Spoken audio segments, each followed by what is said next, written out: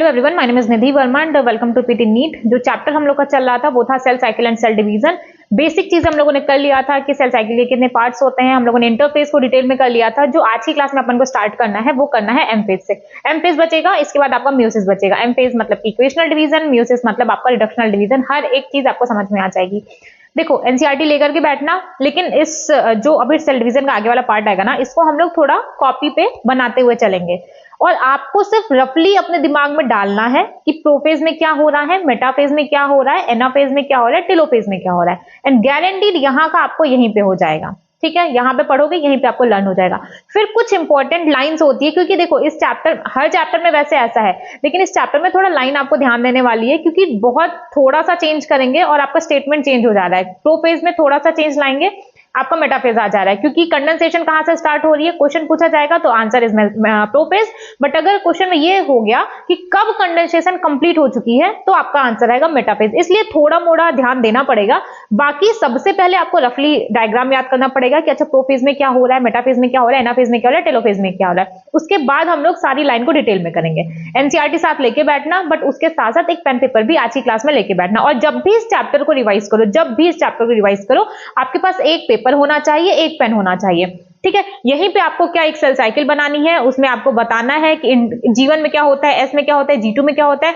उसके बाद आपका एक्चुअल जो एम फेज आता है, इसमें कितने फेजेस हैं, पहले कैरियोकाइनेसिस हो रही है कि पहले साइटोकाइनेसिस हो रही है, कैरियोकाइनेसिस में न्यूक्लियर डिवाइड कर रहा है, साइटोकाइनेसिस में साइटोप्लाज्मिक डिवीजन हो रहा है। ये सब आपको उसी एक पेपर पे लिख करके याद करना होगा। ये होता है सेल डिवीजन को तैयार करने का एक तरीका होता है। ठीक है, सेल डिवीजन आपका ऐसे ही तैयार होने वाला है। और कोई क्वेश्चन एनसीईआरटी के बाहर नहीं आएगा, तो कोई क्वेश्चन गलत होने के चांसेस भी नहीं होते हैं। ठीक है, कोई भी डाउट आएगा तो कमेंट में जाके बता सकते हो या फिर टेलीग्राम में मैसेज कर सकते हो। अब स्टार्ट करते हैं।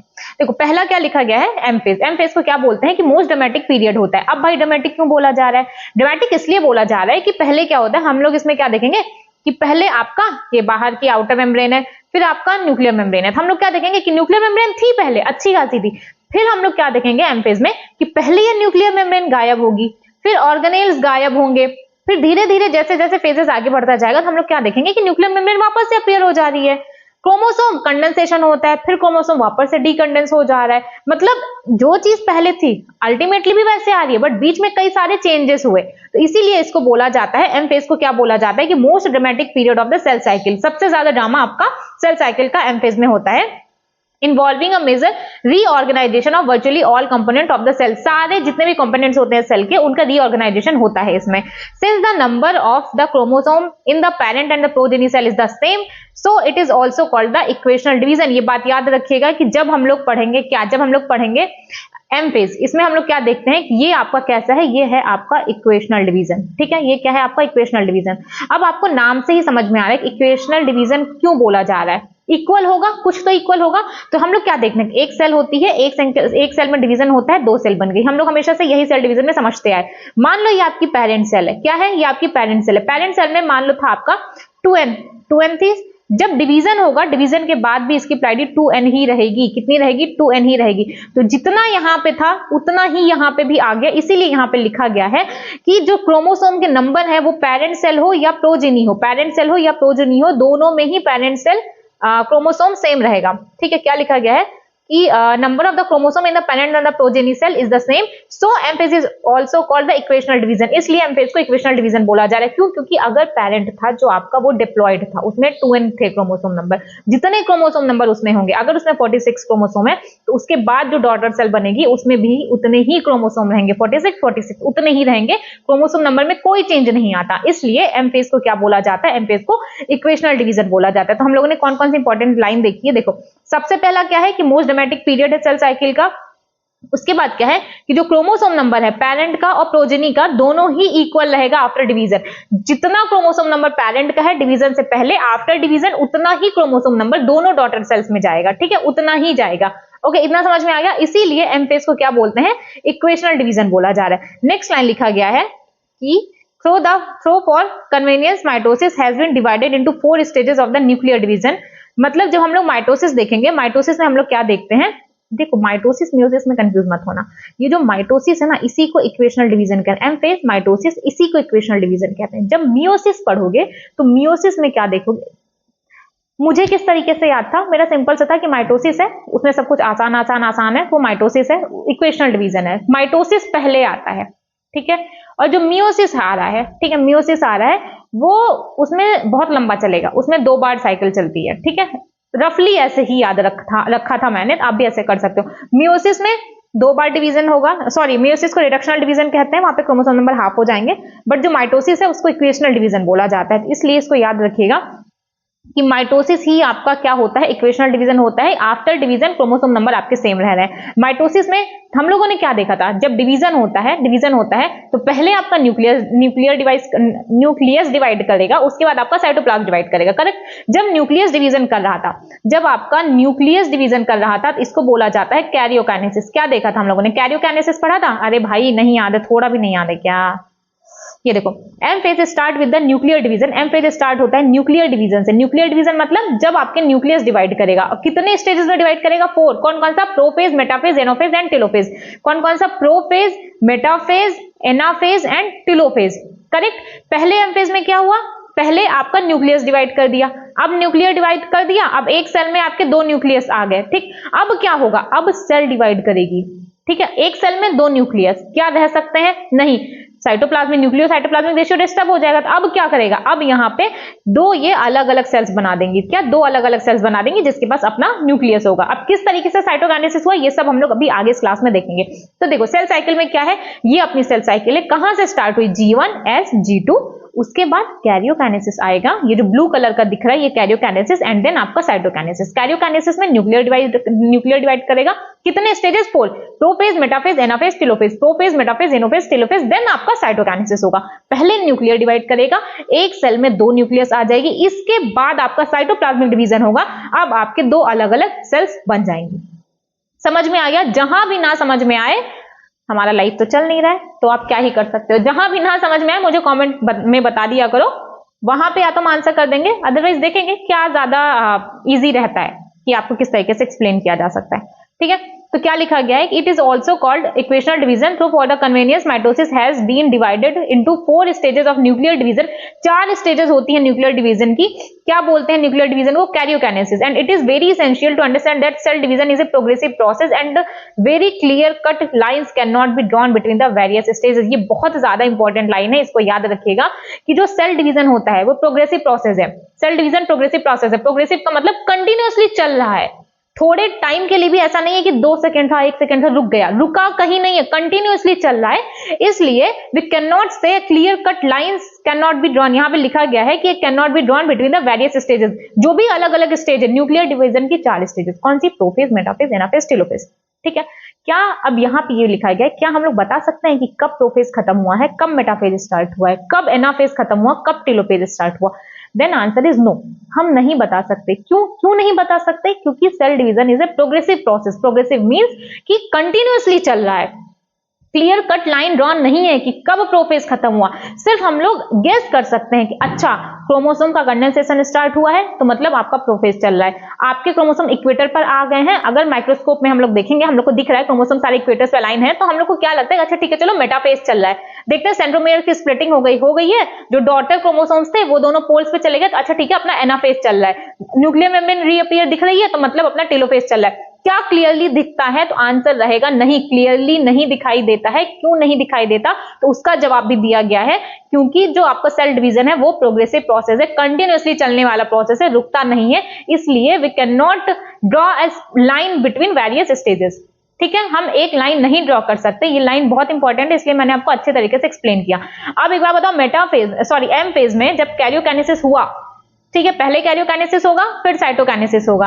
अरे यार समझ नहीं आ रहा आपको, जैसे ये आपका सेल साइकिल है, ठीक है, लाइव ना होना तो ये प्रॉब्लम आती है। मान लो ये आपका सेल साइकिल है, इतने में आपका एम फेज चल रहा है, ये छोड़ दो, ये आपका इंटरफेज, एम फेज चल रहा है। एम फेज में पहले क्या होता है, पहले आपका करेगा कैरियोकाइनेसिस, फिर होगा आपका साइटोकाइनेसिस। कैरियोकाइनेसिस मींस, कैरियोकाइनेसिस में क्या होता है, कैरियोकाइनेसिस में आपका न्यूक्लियस डिवाइड करेगा। क्या? न्यूक्लियस डिवाइड करेगा। साइटोकाइनेसिस में क्या, नाम से क्या समझ में आ रहा है, साइटोकाइनेसिस है तो मतलब साइटोप्लाज्म डिवाइड करेगा।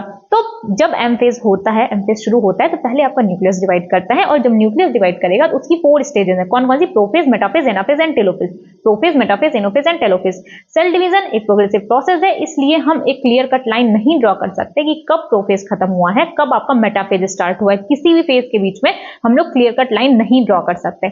ठीक है, अब कौन कौन से स्टेजेस है मैंने बता दिया, prophase, metaphase, anaphase and telophase. अब एक एक करके हम लोग सारे फेजेस पढ़ेंगे कि कौन सा प्रोफेज होता है, कौन सा मेटाफेज, कौन सा एनाफेज, कौन सा टेलोफेज।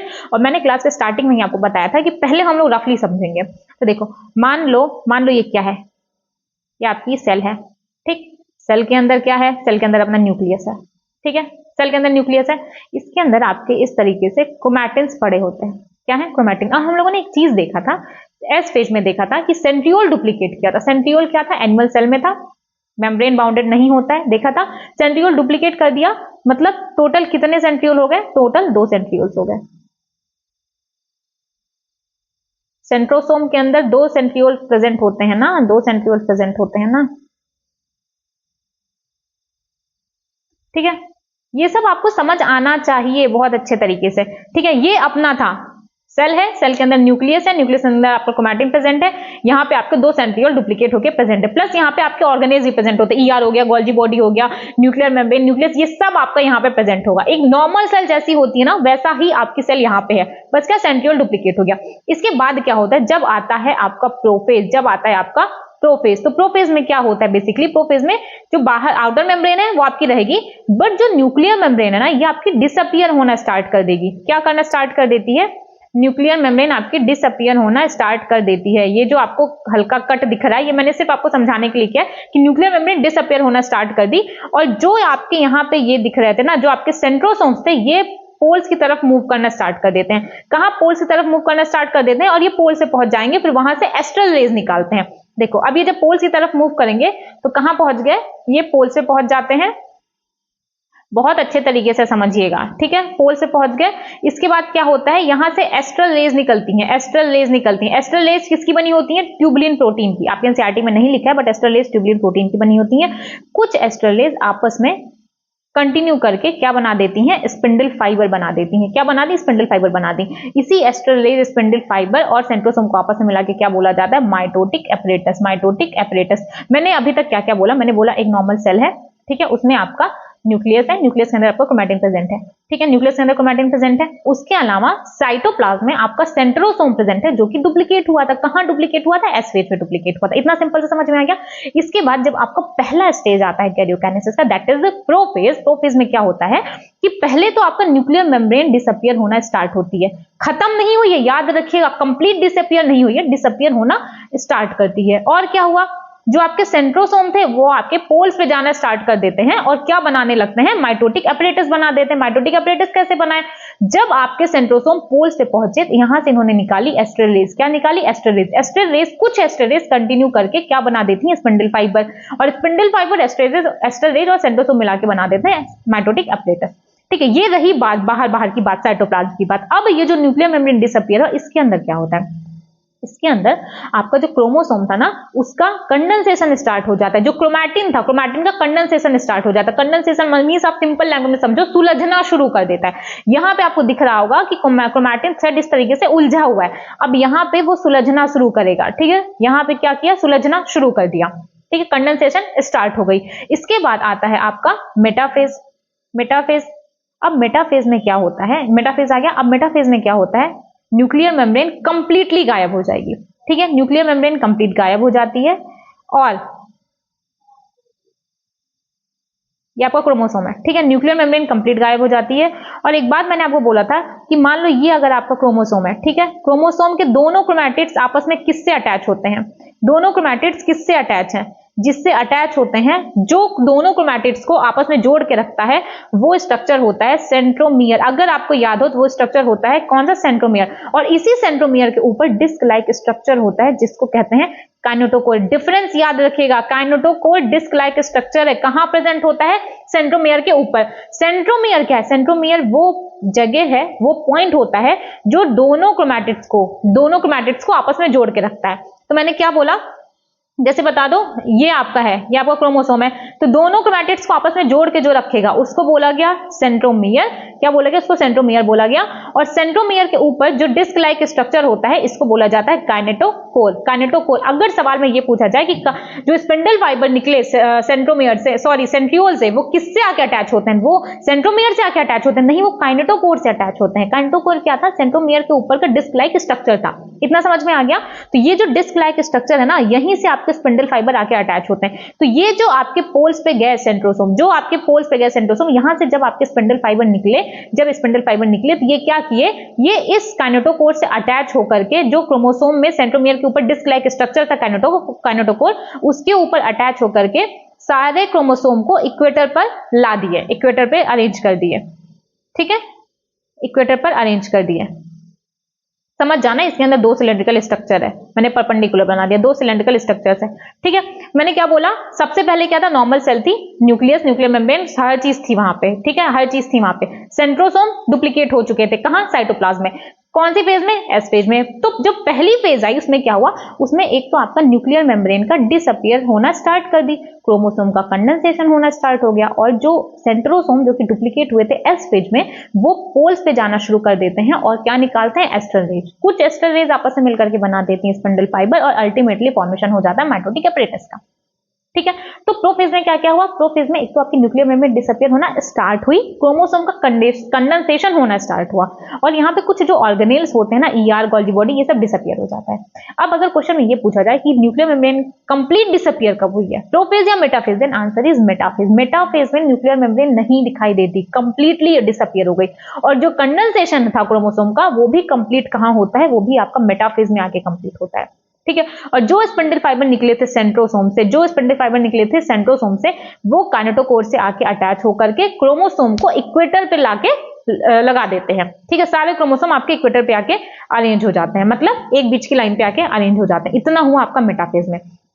ठीक है, अब मेटाफेज के बाद आता है आपका एनाफेज। एनाफेज में क्या हुआ?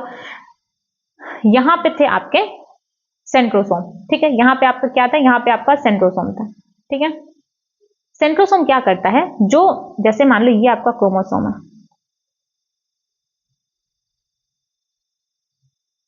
गलत बन गया क्या? ये आपका क्रोमोसोम है, यहां पे आपका सेंट्रोमियर प्रेजेंट है। ठीक है, यहां पे आपका सेंट्रोमियर प्रेजेंट है, इसके ऊपर आपका काइनेटोकोर प्रेजेंट है। तो क्या होता है एनाफेज में? क्या होता है? दोनों क्रोमैटिड्स की स्प्लिटिंग हो जाती है, सेंट्रोमियर स्प्लिट हो जाता है, दोनों क्रोमैटोसोम जो दोनों क्रोमैटिड सेपरेट हो जाते हैं, सेंट्रोमियर की स्प्लिटिंग हो जाती है, दोनों क्रोमैटिड्स थे जो कि सेंट्रोमियर से अटैच थे, वो दोनों अलग हो जाते हैं, दोनों अलग हो गए, सेंट्रोमियर की स्प्लिटिंग हो गई। तो जब सेंट्रोमियर की स्प्लिटिंग हो जाती है, दोनों क्रोमैटिड अलग हो जाते हैं, तो वो कहां चले जाते हैं? वो चले गए पोल्स पे। ठीक है, वो कहां चले गए? वो चले गए पोल्स पे। और जब वो पोल्स पे गए तो जो सेंट्रोमियर वाला पार्ट था, सेंट्रोमियर वाला पार्ट वो रहता है पोल्स के साइड, और जो बाकी का क्रोमैटिड, जो बाकी का टेल वाला पार्ट था, वो आपका इक्वेटर के साइड रहता है। तो इसमें क्या हुआ? एनाफेज में आपका सेंट्रोमियर का स्प्लिटिंग हो गया। सेंट्रोमियर ही आपके दोनों क्रोमैटिड्स को आपस में होल्ड करके रखा था, तो जब सेंट्रोमियर ही टूट गया तो क्रोमैटिड्स भी तो टूट जाएंगे ना। तो ये जो क्रोमैटिड्स थे अब ये डॉटर क्रोमोसोम के जैसा एक्ट करने लगते हैं। अब इसे या तो आप डॉटर क्रोमोसोम बोल दो, डॉटर क्रोमैटिड बोल दो, डॉटर क्रोमोसोम बना दो, सिस्टर क्रोमैटिड, कुछ भी बोल सकते हो। ठीक है, अब इसको डॉटर क्रोमोसोम बोला जाता है। क्रोमैटिड अपना अपना सेंट्रोमियर लेके अलग हुए। क्या हुआ? सेंट्रोमियर की स्प्लिटिंग हो गई, और जो डॉटर क्रोमोसोम्स थे वो चले गए पोल्स के ऊपर। इसके बाद क्या होता है? इसके बाद आपका ये था आपका एनाफेज। क्या था ये आपका? ये था आपका एनाफेज। एनाफेज के बाद टेलोफेज में क्या होता है? टेलोफेज में क्या होता है?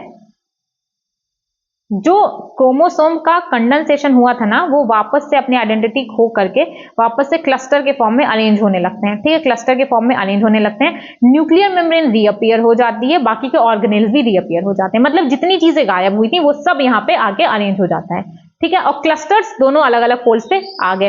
इसके बाद साइटोकाइनेसिस में हम लोग क्या देखेंगे? यहां से सेल डिवाइड करके दो अलग अलग डॉटर सेल्स बन जाती है। अभी तक मैंने आपको ये बोला कि सबसे पहले क्या था? सबसे पहले आपकी नॉर्मल सेल थी। नॉर्मल सेल में आपका क्या था? नॉर्मल सेल में आपका क्या था? न्यूक्लियस था। न्यूक्लियस में आपके क्रोमोसोम्स थे।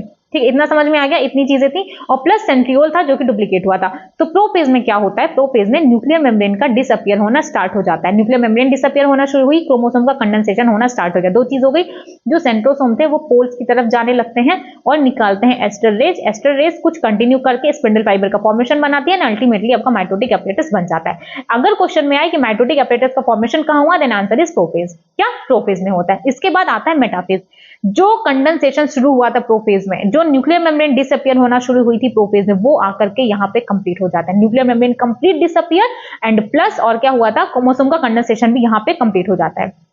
ठीक है, और अगर क्वेश्चन में ये पूछा गया कि जो ऑर्गेनेल्स थे, ईआर थे, गोल्जी बॉडी थे, वो कहां पे डिसअपियर हुए, वो डिसअपियर हो गए प्रोफेज में। अगर क्वेश्चन में आ जाता है, चलो ठीक है, आपको ऐसे नहीं समझ में आएगा, आप क्वेश्चन के फॉर्मेट में मुझे आंसर करो कि जो क्रोमोसोम का कंडेंसेशन था वो कहां पे शुरू हुआ, शुरू होता है प्रोफेज में, कहां खत्म हुआ, मेटाफेज में। सेंट्रोमेयर की स्प्लिटिंग कहां पे हो गई, हुई आपकी एनाफेज में, एनाफेज में हुई ना। न्यूक्लियर मेम्ब्रेन रीअपियर कहां हुई, टेलोफेज में रीअपियर हुआ। ऑर्गेनेल्स कहां पे रीअपियर हुए, टेलोफेज में अपीयर हो गया।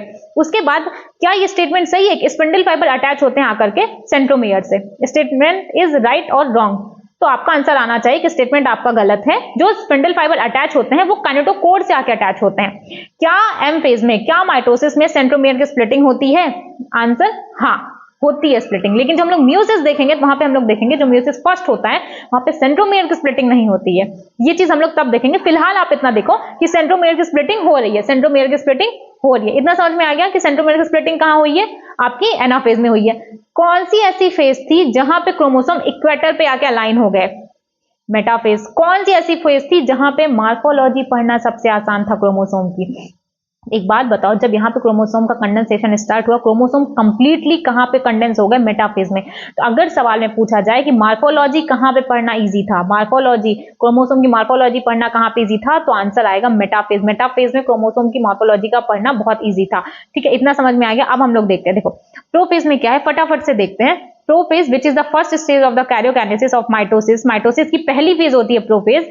किसके बाद आती है? एस आएगा, फिर G2 आएगा, G1 S G2, देन आपका प्रोफेज। ठीक है, in the S and G2 phase the DNA molecule formed are not distinct but intertwined. जो S और G2 फेज में डीएनए का डुप्लीकेशन हुआ था तो वो अलग अलग नहीं हुए, एक दूसरे में उलझे हुए थे। Prophase is marked by the initiation of the condensation of the chromosome material. Prophase तब स्टार्ट होती है जब क्रोमोसोम मटेरियल, जब आपके क्रोमैटिन्स का कंडेंसेशन होना स्टार्ट हो गया, तब मतलब प्रोफेज आपकी आ गई। The chromosomal material become untangled during the process of the chromatin condensation. Chromatin के कंडेंसेशन होते ही क्रोमोसोम अनटैंगल्ड होना स्टार्ट हो जाते हैं। वो उलझे हुए थे, वो फ्री होने लगे, सिंपल सी चीज है। Next, the centrosome which had undergo duplication during S phase of the interphase now begins to move towards the opposite pole. वो सेंट्रोसोम जो कि डुप्लीकेट हुए, कहां डुप्लीकेट हुए थे? वो सेंट्रोसोम जो डुप्लीकेट हुए थे एस फेज में, सेंट्रोसोम जो इनका डुप्लीकेशन हुआ था एस फेज में, वो पोल्स की तरफ जाना स्टार्ट कर देते हैं। नेक्स्ट लाइन लिखी गई है, the completion of the prophase can thus be marked by the following characteristics event. ठीक है, अब उन्होंने सारे इवेंट्स के बारे में बोला है इन्होंने। चलो ठीक है, एक बार देख लेते पूरा क्या लिखा गया है। एक मिनट रुकना। Chromosomal material condense to form compact mitotic chromosome. जो क्रोमैटिन था उनका कंडेंसेशन होना स्टार्ट हो जाता है, क्रोमोसोम बनाने लगते हैं।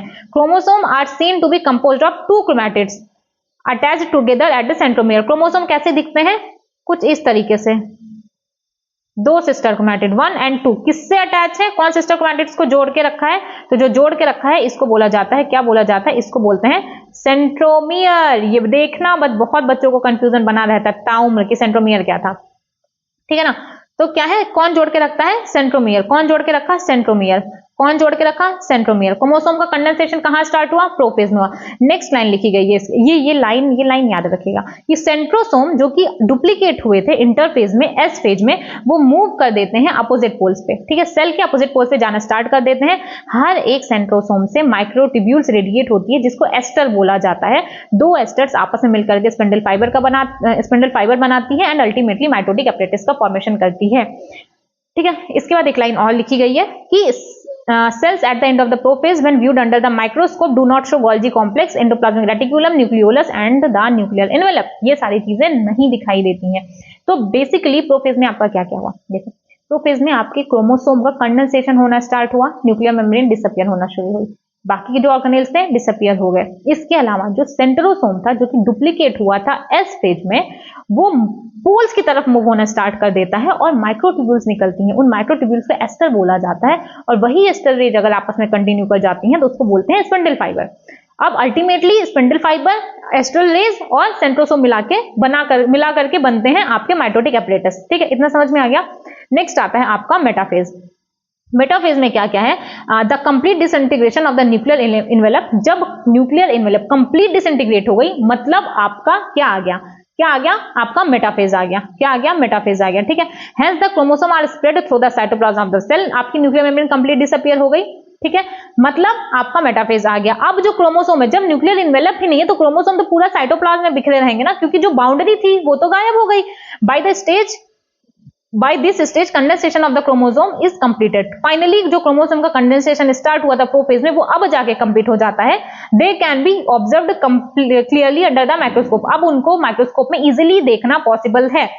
This is the stage at which morphology of the chromosome is most easily studied. याद रखिएगा, यहाँ पे मॉर्फोलॉजी पढ़ना इजी है। अभी आप पढ़ोगे एनाफेज, वहां पे एनाटॉमी। तो मॉर्फोलॉजी क्रोमोसोम की अगर पूछा जाए कि कब पढ़ना इजी थी, तो पढ़ना इजी है मेटाफेज में। आपको प्रॉपर 2 क्रोमैटिड्स दिखाई देते हैं, सेंट्रोमियर दिखेगा, ये सारी चीजें आपको पढ़नी है। तो आपको क्या पढ़ना पड़ेगा? Metaphase. At this stage metaphase chromosome is made up of 2 sister chromatid. Metaphase के जो क्रोमोसोम्स थे उसमें 2 सिस्टर क्रोमैटिड्स थी जो कि आपस में जुड़े हुए हैं बाय द सेंट्रोमियर। सेंट्रोमियर उनको आपस में हेल्ड करके रखता है। Small disc shaped structure at the surface of the centromere are called the kinetochore.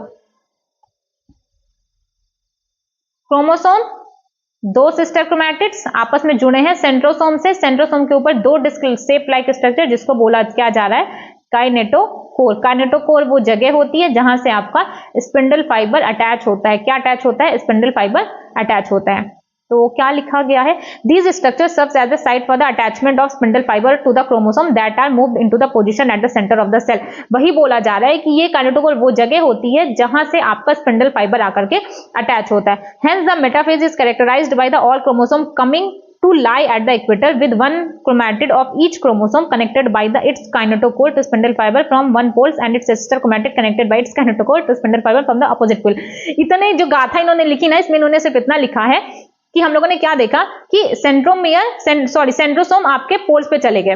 ठीक है, और जो क्रोमोसोम जो कि बिखरे हुए हैं साइटोप्लाज्म में, इनसे क्या होता है? स्पिंडल फाइबर आके अटैच होता है। 2 डिस्क शेप काइनेटोकोर था, यहाँ का स्पिंडल फाइबर अटैच होगा अपने साइड पे, यहाँ का स्पिंडल फाइबर होगा अपने साइड के काइनेटोकोर पे। यही चीज लिखी गई है कि अपोजिट पोल के जो स्पिंडल फाइबर थे वो काइनेटोकोर से आगे अटैच हो जाते हैं।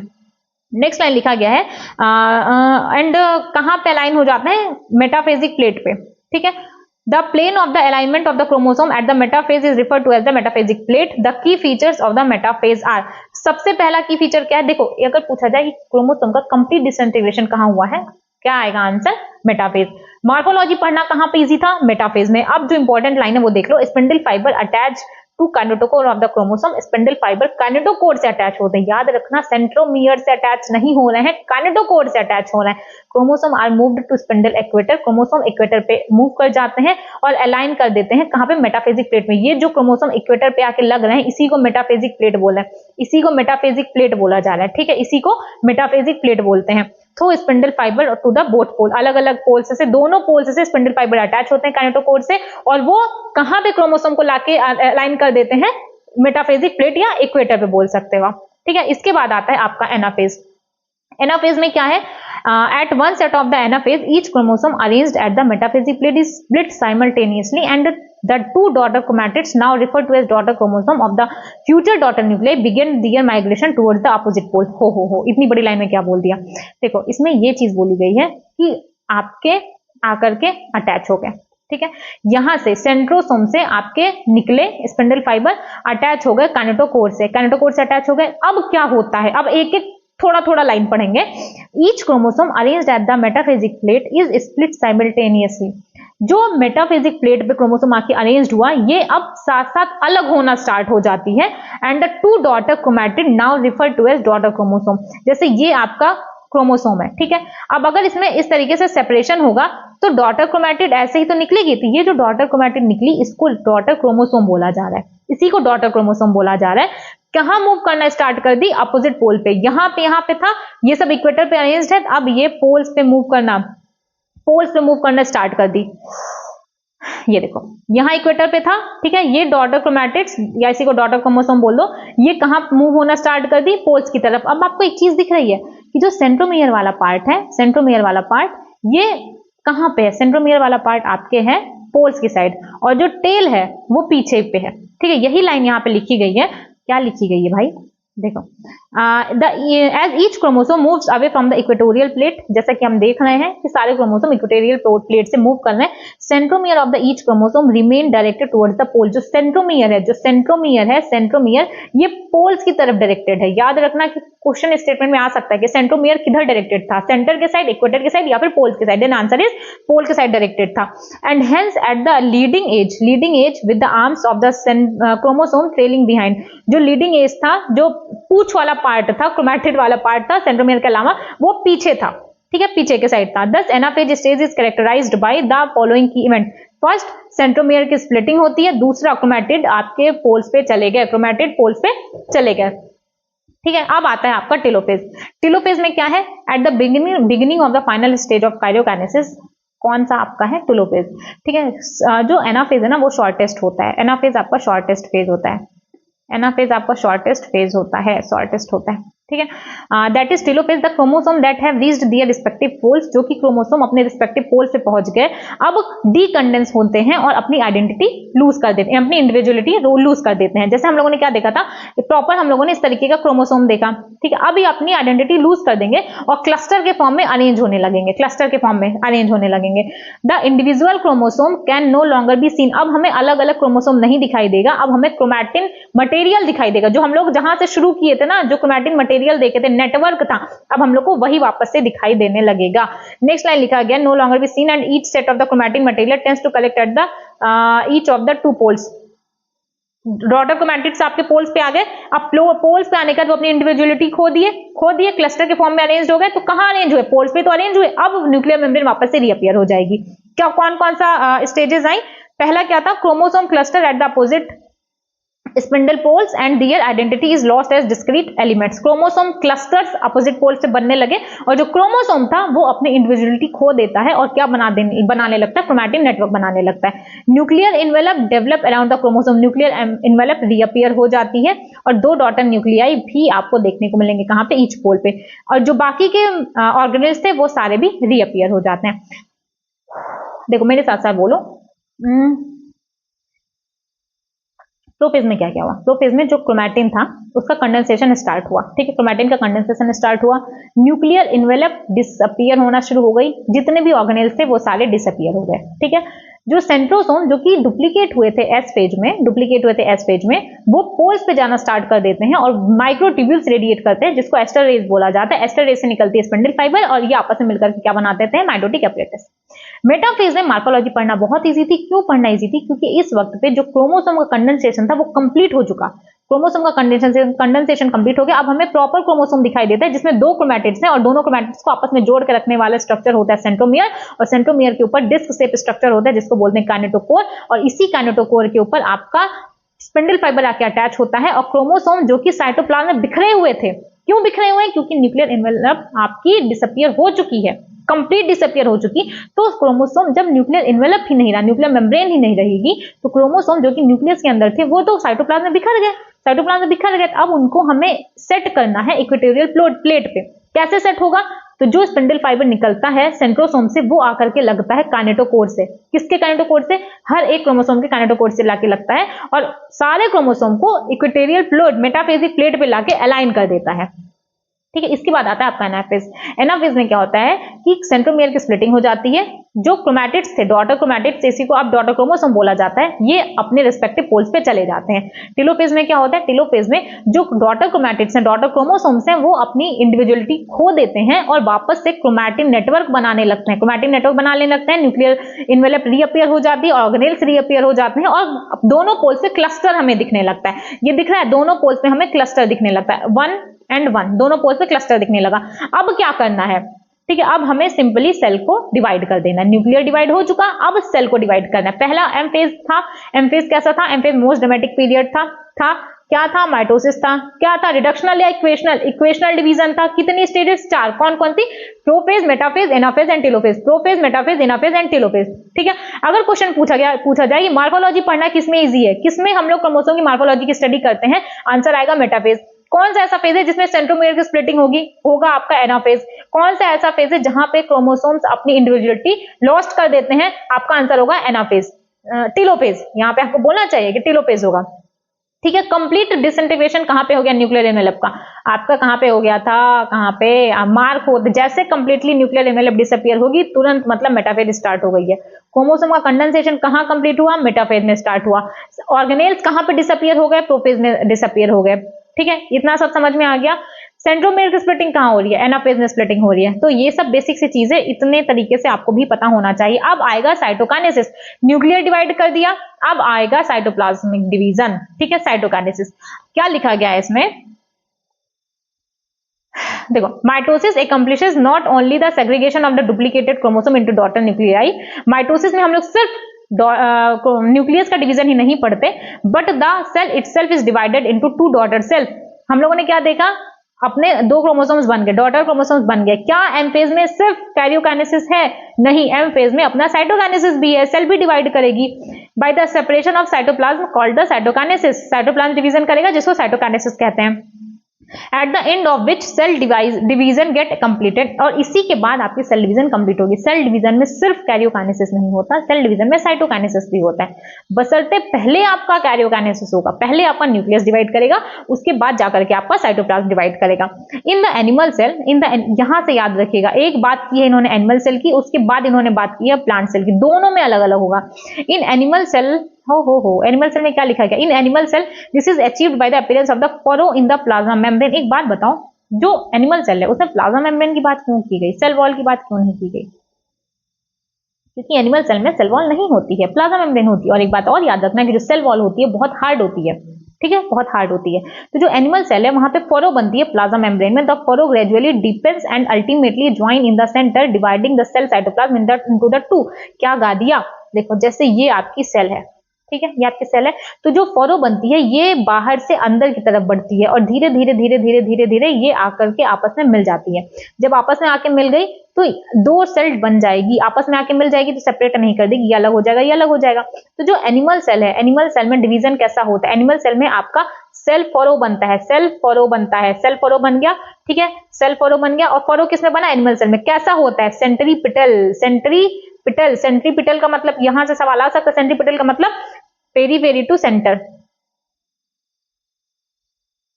कुछ गलत बोल रहे हैं क्या? रुको। A furrow in the plasma membrane, the furrow gradually deepens and ultimately join in the centre. हाँ, बाहर से आई, सेंटर पे आके मिल गई। ठीक है, उसको सेंट्रीपिटल बोलना है। प्लांट सेल यहाँ पे मैंने उल्टा लिख दिया, इसको करेक्ट कर लीजिएगा। पेरीफेरी से आई, सेंटर पे आके मिल गई। करेक्ट, पेरीफेरी से आई, सेंटर पे आके मिल गई। इसके बाद लिखा गया है, क्या लिखा गया है? Plant cell however are enclosed by a relatively inextensible cell wall. मतलब देखो, उसको ना आप फरो नहीं बना सकते, बहुत हार्ड होती है सेल वॉल। तो सेल वॉल जब हार्ड है तो अब उसमें साइटोकाइनेसिस कैसे होगा? कुछ और तरीका ढूंढना पड़ेगा। तो इसके लिए क्या होता है? Cytokinesis by different mechanism. Plant cell में क्या होता है? प्लांट सेल में आपकी सेल वॉल बनती है, सॉरी सेल वॉल नहीं, सेल प्लेट बनती है। प्लांट सेल में आपकी क्या बनेगी? प्लांट सेल में आपकी सेल प्लेट बनेगी। प्लांट सेल में आपकी सेल प्लेट बनती है। क्या लिखा गया है कि इन एनिमल सेल में क्या होता है? सेल फरो बनती है प्लाज्मा मेम्ब्रेन में। सेल फरो बनती है प्लाज्मा मेम्ब्रेन में। कैसे था? बाहर से स्टार्ट होगा, अंदर की तरफ जाएगा। क्या बोलते हैं इसको? सेंट्रीपिटल बोल रहे हैं। क्या बोल रहे हैं? सेंट्रीपिटल बोल रहे हैं। उसके बाद प्लांट सेल में क्या होता है? प्लांट सेल में आपकी सेल वॉल प्रेजेंट होती है, इसलिए यहाँ का रास्ता थोड़ा सा अलग है। In plant cell wall formation start in the centre. जो वॉल फॉर्मेशन होता है वो सेंटर से, जैसे मान लो आपका ये आपका प्लांट सेल है। प्लांट सेल में क्या होता है? यहाँ सेंटर में गोल्जी बॉडी और ईआर के वेसिकल्स आके अरेंज हो जाते हैं और सिक्रीट करने लगते हैं। सिक्रीशन कुछ सिक्रीट करते हैं, जिसको क्या फॉर्मेशन हो जाता है? अल्टीमेटली आपके मिडिल, बहुत ज्यादा डिटेल में जाने की जरूरत नहीं है, किसका फॉर्मेशन हो जाता है? Middle lamella. सेंटर में आके आपके ईआर और गोल्जी बॉडी आके लग जाते हैं। ठीक है, लग गए, फॉर्मेशन कर देते हैं मिडिल लैमेला का। और जब मिडिल लैमेला का फॉर्मेशन करते हैं तो जो सेंटर से पेरीफेरी की तरफ जाता है, जिसको सेंट्रीफ्यूगल बोला जाता है, सेंटर से जब पेरीफेरी की तरफ जाएगा तो ऑब्वियस सेल थी, सेंटर से बना, तो क्या सेल दो पार्ट में डिवाइड हो जाती है। एक ये रहेगा, एक आपका ये रहेगा, एक ये रहेगा, एक ये रहेगा। क्या लिखा गया है, in plant cell cell wall formation start in the centre of the cell and grows outward. Centre से स्टार्ट हुई, बाहर की तरफ गई है। एनिमल सेल में बाहर से अंदर, सिंपल सा, बहुत ज्यादा कंफ्यूजन नहीं क्रिएट होगा। देखो प्लाज्मा मेम्ब्रेन थी, उसको अंदर की तरफ जाना इजी था, ठीक है, इसलिए वहां पे फॉलो बनी। बट जब प्लांट सेल देखते हैं, प्लांट सेल में सेल वॉल प्रेजेंट होती है और सेल वॉल प्रेजेंट होने की वजह से सेल वॉल बहुत हार्ड होती है, तो यहाँ पे अंदर धंसाना इजी नहीं है। तो यहाँ पे सेंटर में सेल प्लेट बनेगी। सेल प्लेट बनाता कौन है, ईयर एंड गोल्जी बॉडी बनाया। क्या बनाया, मिडिल लैमेला बनाया। कहां से कहां बनाया, सेंटर टू पेरीफेरी बनाया। क्या बन गई, सेल प्लेट बन गई। अल्टीमेटली आपकी दो सेल बन जाती है। तो क्या लिखा गया यहाँ पे, सेल प्लेट बन गई that represent the middle lamella. Cell plate जो कि मिडिल लैमेला को रिप्रेजेंट करती है between the walls of the two adjacent cell, दो एडजेसेंट सेल के बीच पे। At the time of the cytoplasmic division organelles like mitochondria, plastid get distributed between the two daughter cells. जो सारे organelles disappear थे फिर वापस से रीअपीयर हो गए, उनका इक्वल डिस्ट्रीब्यूशन हो जाता है दोनों डॉटर सेल्स में। इन सब organism karyokinesis is not followed by the cytokinesis as a result of which multinucleated condition। जब karyokinesis cytokinesis से फॉलोड ही नहीं होगा, जैसे karyokinesis हुआ, न्यूक्लियर डिवाइड कर दिया, तो एक सेल में दो न्यूक्लियस आ गए। जब कई बार karyokinesis होगा और cytokinesis नहीं होगा तो एक ही सेल में हमें कई सारे न्यूक्लियस दिखाई देने लगते हैं, जिसको कंडीशन बोलते हैं, सिंसाइटियम कंडीशन बोला जाता है। और कहां पे आपको देखने को मिलेगा, ये आपको लिक्विड एंडोस्पर्म इन कोकोनट में आपको देखने को मिलता है, ठीक है। कोकोनट में आप लोग ये चीज देखते हैं, जो उसका लिक्विड पार्ट होता है उसकी बात की जा रही है यहाँ पे। हम लोगों ने साइटोकाइनेसिस में क्या देखा, देखो जो एनिमल सेल है, ठीक है, एनिमल सेल, अरे देखो जो एनिमल सेल होता है, ठीक है, एनिमल सेल में क्या बना, एनिमल सेल में बनता है सेल फोरो बना, ठीक है, सेल फोरो बना। कहां से बना, आउटसाइड पेरीफेरी टू सेंटर। किसमें हुआ, प्लाज्मा मेम्ब्रेन में हुआ। बट जो प्लांट सेल होता है, प्लांट सेल में सेल फरो नहीं होता, क्योंकि यहाँ पे सेल वॉल है, और सेल वॉल कैसी होती है, हार्ड होती है। यहाँ पे मिडिल लैमेला बनाता है सेल प्लेट सेंटर से पेरीफेरी के साइड बनाता है, ठीक है। इस तरीके से डिवीजन हो जाता है। बट कुछ जगह पे आपको कैरियोकाइनेसिस के बाद साइटोकाइनेसिस नहीं देखने को मिलती, जिसकी वजह से एक सेल में कई सारे न्यूक्लियस देखने को मिलेंगे, जिसको कंडीशन दिया गया सिंसाइटियम। और एग्जाम्पल दिया जाता है लिक्विड एंडोस्पर्म इन कोकोनट का जो लिक्विड एंडोस्पर्म होता है वो भी इसी का एग्जाम्पल है। मतलब साइटोकाइनेसिस नहीं हुआ, कई सारे न्यूक्लियस बन गए। ये था आपका एमफेज। यहाँ पे आपका एमफेज कंप्लीट हो जाता है। नेक्स्ट क्लास में हम लोग देखेंगे मियोसिस। 5-7 मिनट इसको रिवाइज करेंगे, 5-7 मिनट 10 मिनट जितना भी टाइम लगता है इसको रिवाइज करेंगे, और उसके बाद हम लोग देखेंगे क्या देखेंगे, उसके बाद हम लोग देखेंगे मियोसिस, ठीक है। बाकी कोई भी आपका डाउट आता है, कुछ भी आता है तो मुझे कमेंट भी कर सकते हो। इसके अलावा टेलीग्राम पे मैसेज भी कर सकते हो। बाकी पढ़ाई करते रहिए। 1 अक्टूबर ऑलरेडी हो चुका है, वक्त लौट के नहीं आता, ठीक है। Thank you.